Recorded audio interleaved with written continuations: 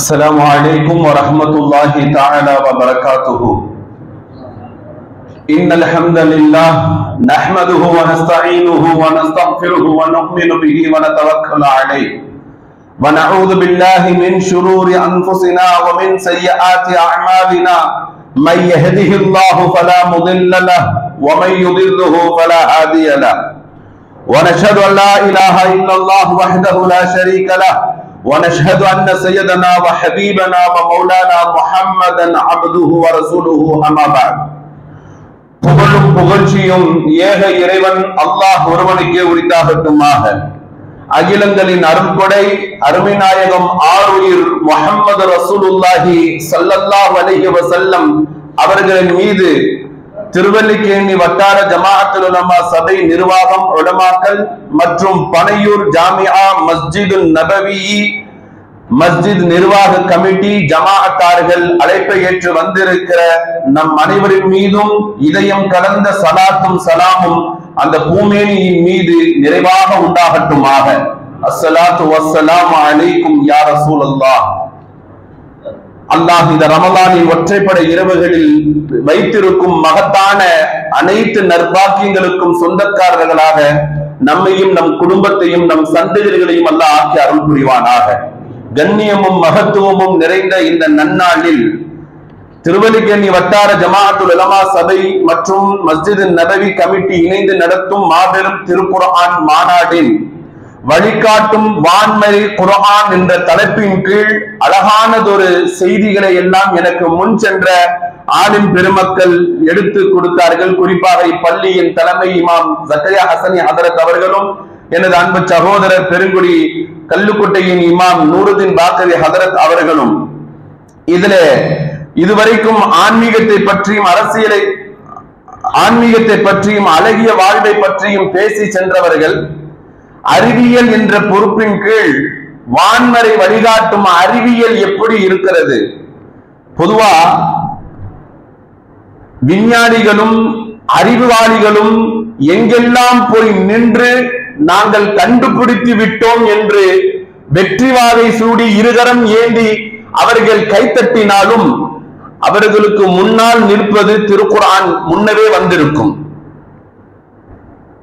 பல நூற்றாண்டுகளை தாண்டி தாண்டி தாண்டி தற்போது இருக்கிற இந்த 19 நூற்றாண்டையும் தாண்டி இருக்கிற இந்த சமகாலத்தினுடைய அறிவு ஜீவிகள் கூட எங்கெல்லாம் தன்னுடைய அறிவால் தன்னுடைய ஆய்வினால் மட்டுமே நாங்கள் இதை கண்டுபிடித்தோம் என்று சொல்கிறார்களோ அங்கெல்லாம் குர்ஆன் வந்து சொல்லும், நான் பல நூற்றாண்டுகளுக்கு முன்னால் நாங்கள் இதை சொல்லிவிட்டேன் என்ற அல்லாஹ்வினுடைய கலாம் ஷரீஃப் அறிவுறுத்தும். பொதுவா குர்ஆனில அல்லாஹ் ரப்புல் ஆலமீன் சில வார்த்தைகளை ரொம்ப உவமைகளாக பயன்படுத்தி இருப்பார்.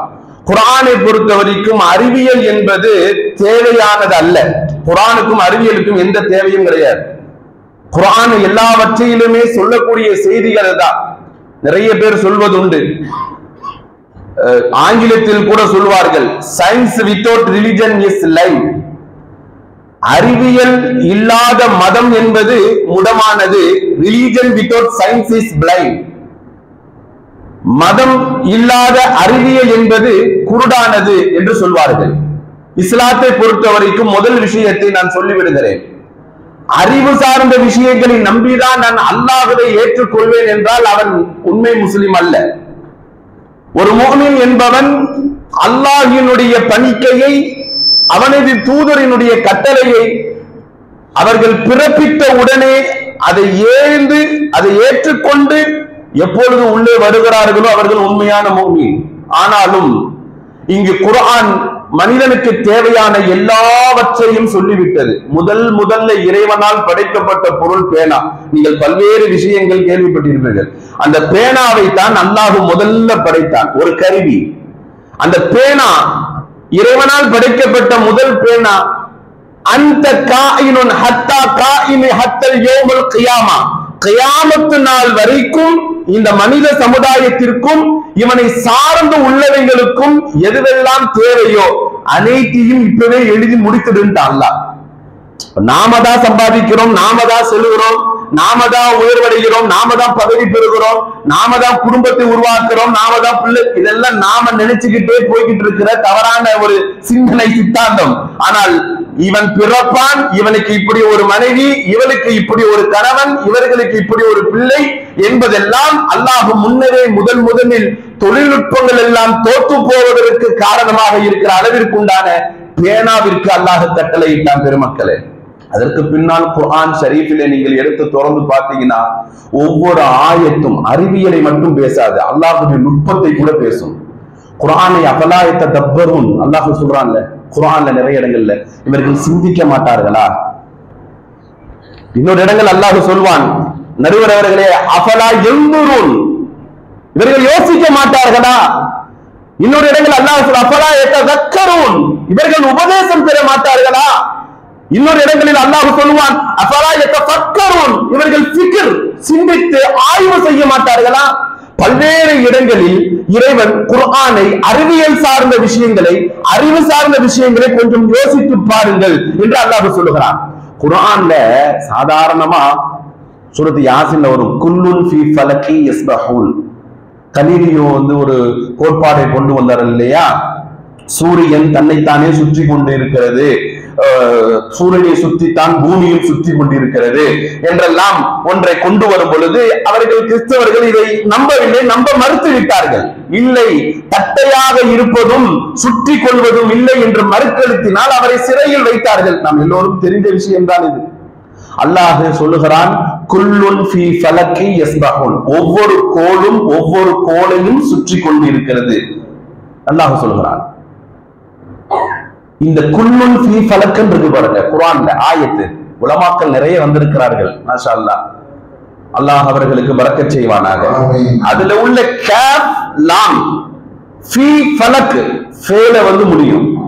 குல்லுன் ஃபீ ஃபலக்க பின்னாடி இருந்து முன்னாடி படித்தாலும் குல்லுன் ஃபீ ஃபலக் தான், முன்னால் இருந்து பின்னால் படித்தாலும் குல்லுன் ஃபீ ஃபலக் தான்.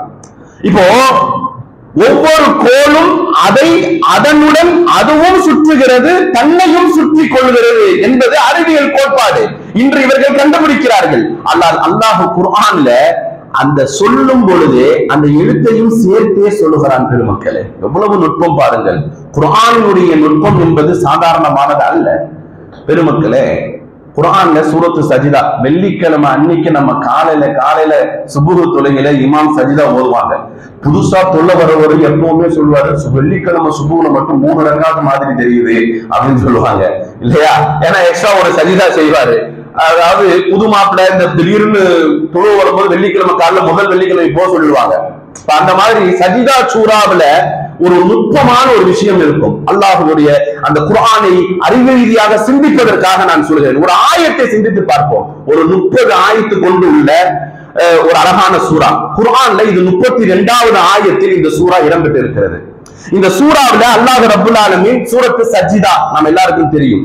சஜிதா என்ற இந்த வார்த்தையை குர்ஆனிலே அல்லாஹ் ரப்புல் ஆலமீன் 15வது வசனத்துல சொல்லி இருப்பான்.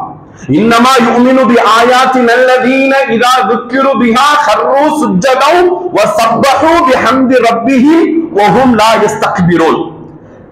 அல்லாஹ் சொல்லுவான், இந்த ஆயத்தில் உள்ள சுஜ்ஜதா, யார் அல்லாஹ்வை ஈமான் கொண்டு சஜிதா செய்து அல்லாஹ் சொல்லுகிறானோ அந்த சஜிதா என்கின்ற வார்த்தை இங்கு இடம்பெற்றிருக்கும். 15வது ஆயத்து தானே, 15வது ஆயத்து உள்ள இந்த சூறாவை சஜிதான்ற வார்த்தை வரக்கூடிய அந்த ஆயத்து இருக்கு பாத்தீங்களா, அந்த ஆயத்துள்ள ஒவ்வொரு வார்த்தையும் நீங்க எண்ணீங்கன்னா 15 வார்த்தை இருக்கும்.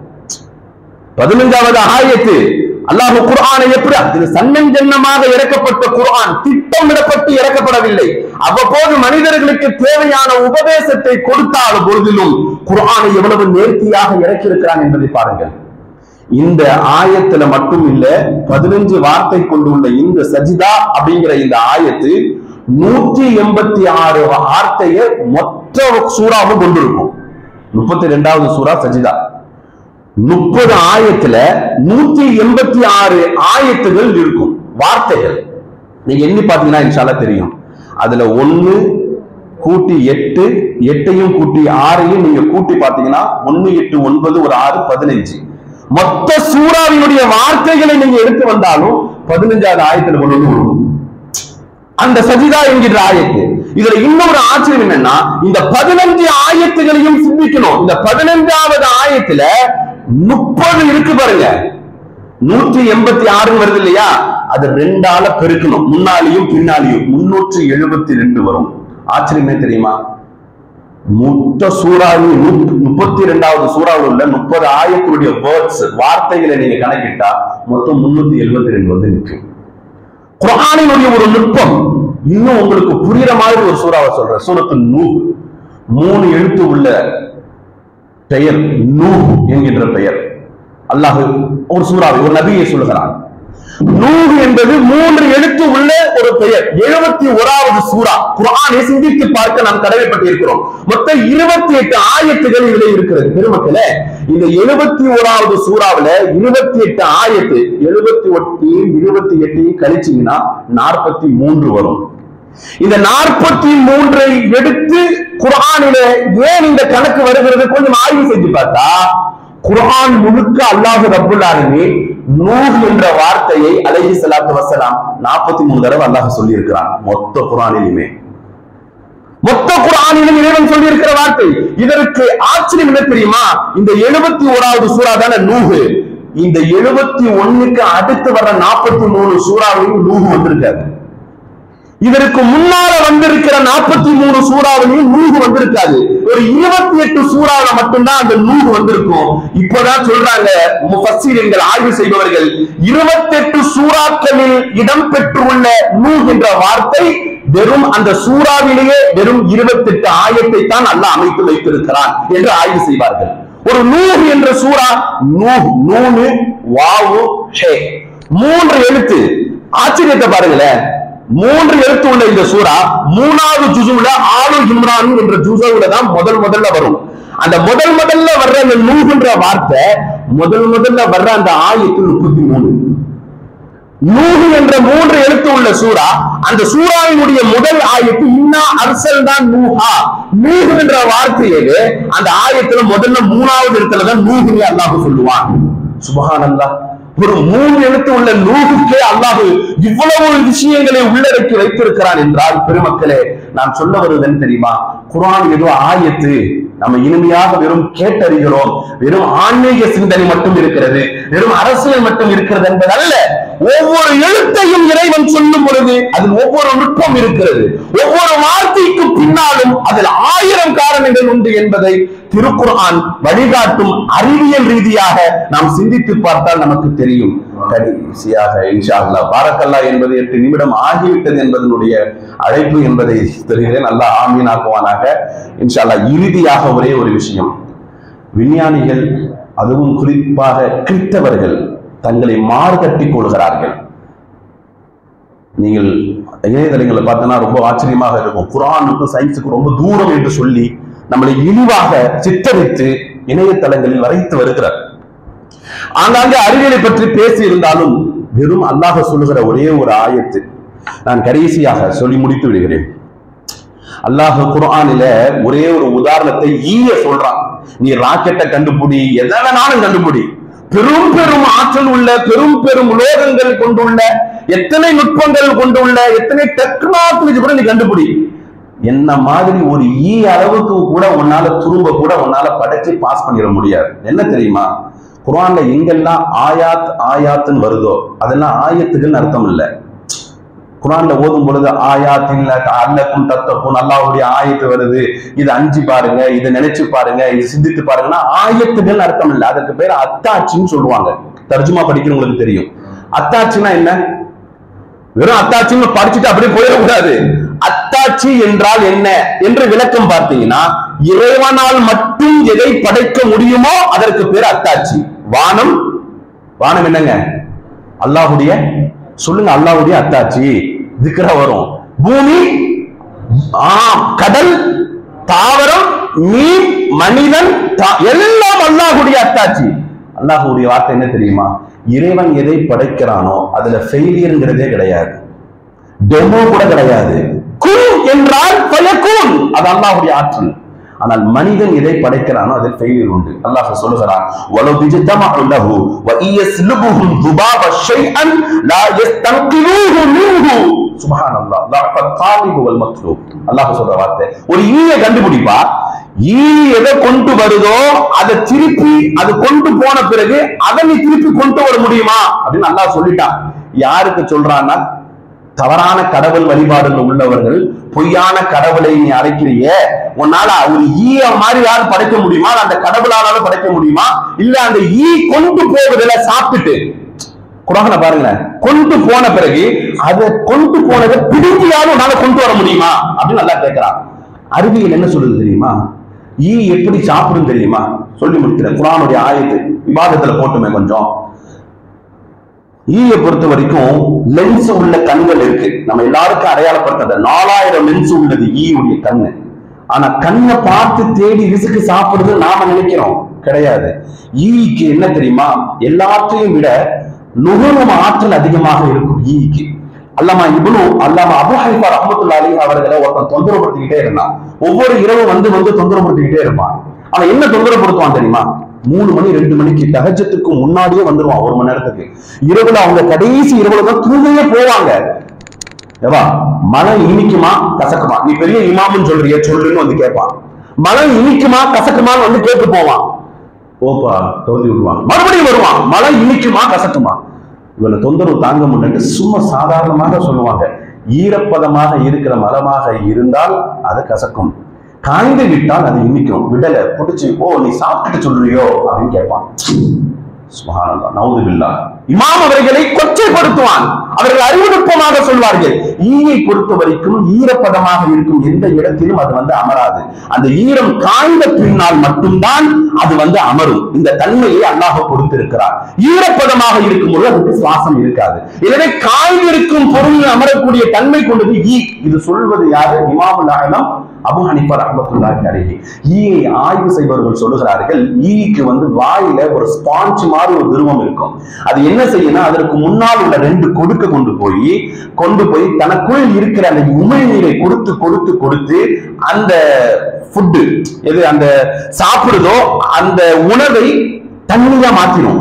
அதுக்கப்புறம் அதை ஜூஸ் மாதிரி உரியும். தனியா நடுவுல கொண்டு வந்து ஜூஸ் மாதிரி உறிஞ்சி எங்க கொண்டு போவோம்? வயிற்றுக்குள்ள கொண்டு போவோம். அல்லாஹ் என்ன சொல்றானா, இப்ப நம்ம அறிவியல் இருந்து குர்ஆனுக்கு வருவோம். அல்லாஹ் என்ன சொல்றானா, ஈ கொண்டு போய் சாப்பிடுத, அதையே உன்னால கொண்டு வர முடியாதுப்பா. ஒரு ஈக்குள்ளேயே 4000 லென்ஸ் கொடுத்திருக்கிறேன். 5 கிலோமீட்டர் ஸ்பீடு ஓடும். 30 நாட்களுக்கு மத்தியில் மட்டுமல்ல, அந்த ஸ்பாஞ்சுடைய ஈரத்தன்மை அதற்கு மேல கூட இருக்கலாம். ஈ அதிகமாக உற்பத்தி செய்யப்படக்கூடிய, பிள்ளை பெருக்கக்கூடிய ஒரு படைப்பு. அது ஜூஸ் ஆக்கிரும் பாத்தியா, அந்த ஜூஸ் என்ன ஃபுட்னு கூட உன்னால கண்டுபிடிக்க முடியாது. அல்லாஹ் சொல்றான், அந்த ஈ ஜூஸ் ஆக்குது பாரு, அது எதை ஜூஸ் ஆக்குனது, என்ன உணவு ஆக்குனது கூட உன்னால கண்டுபிடிக்க முடியாது. நீ போய் இன்னொரு கடவுளை வணங்க போறியா? இதுதான் திருக்குர்ஆன், இதுதான் அல் குர்ஆன். அவன் ஆற்றலையும் அவனுடைய குதிரத்தையும் மட்டுமே எல்லா இடங்களிலும் சொல்லி தரக்கூடிய அழகான ஓமைகள் கொண்டது. எனவே வான்மறை வழிகாட்டும் அறிவியல், இந்த அறிவியல் இந்த உலகத்திற்கு உண்டான எல்லா விஞ்ஞானிகளும் இன்று முஸ்லிமாக மரணிக்கிறார்கள் என்றால் அதற்கும் அல் குர்ஆன் தான் காரணம். அந்த அறிவாற்றலையும் சிந்தனை கூறுகளையும் நமக்கும் நம் சந்ததிகளுக்கும் அல்லாஹ் வழங்கி அருள் புரிவானாக. அழகிய இந்த அழைப்பை ஏற்று வந்தமைக்கு எங்கள் வட்டார ஜமாத் உலமா சபை சார்பாகவும் உங்கள் எல்லோருக்கும் ஜஸாக்குமுல்லாஹு கைரன் கஸீரா. நல்வாய்ப்பை கொடுத்த இந்த மஸ்ஜிதுக்கும் ஜஸாக்குமுல்லாஹு கைரன் கஸீரா. அஸ்ஸலாமு அலைக்கும் வரஹ்மத்துல்லாஹி